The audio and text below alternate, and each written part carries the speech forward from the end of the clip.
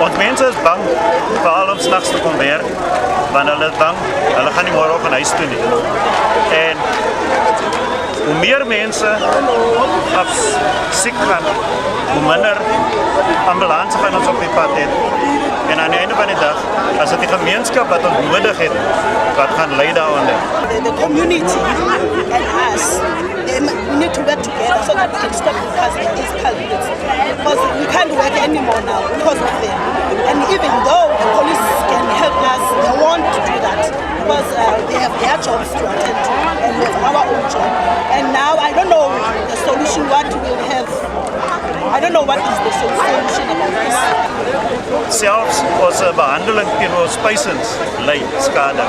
Want die ding is, jy kan nie jou pasiënt behandel nie, want jy moet altyd omkyk hoe veilig is hy. En dit is die probleem wat ons mee sit.